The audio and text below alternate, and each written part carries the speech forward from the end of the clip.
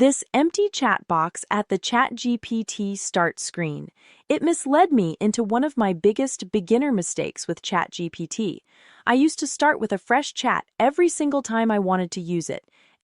In this video, I'll show you how to avoid that mistake and use ChatGPT's chat history like your own lineup of little assistants. When I first started, I just used ChatGPT the way it felt natural to me. I didn't think too much about it. But then, a friend explained to me that every chat is like a memory bank. It keeps its own context, it remembers the instructions, your preferences, the content of the dialogue. Why throw that away every time? To see your previous chats, just click in the upper left corner of the app to open the sidebar. Think of each chat as a mini assistant. For example, one might know your email writing style, another your notes for an inspiring book, another your cooking preferences. Let me show you an example. In my recipe chat, if I type just potatoes and cucumber, ChatGPT doesn't just spit out random recipes.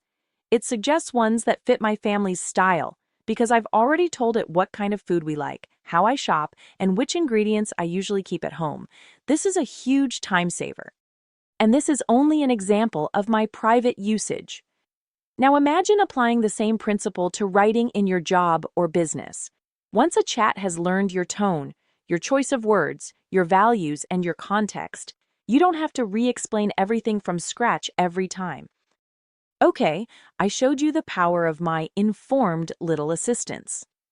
To keep it structured and always know which chat from your history you can reuse, here's how you keep it simple. You can rename your chats by clicking next to the chat name that was generated automatically and change the name. Extra tip: use emojis for your most important chats. For example, my recipe chat has a salad emoji, my content chat a writing hand emoji. That way I can find them instantly. And yes, I also have to clean up sometimes. Too many assistants, aka chats, in the lineup get confusing. So, my tip: delete chats that you definitely won't use another time.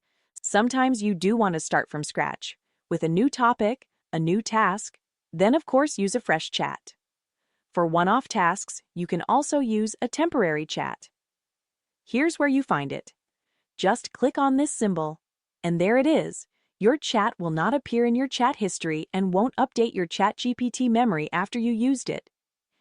It's like grabbing a sticky note, useful in the moment, but you don't file it away. So, the big takeaway I wanted to share with you in this video: stop treating chats as disposable. Reuse them, organize them in the chat history, and let them act as well-informed little assistants. ChatGPT becomes more powerful the more consistent you are, the more structure and clarity you have about what you want to do with it.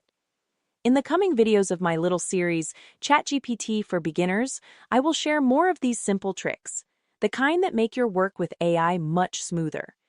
If this was helpful, hit like, subscribe, and let me know in the comments. What's your biggest ChatGPT mistake so far?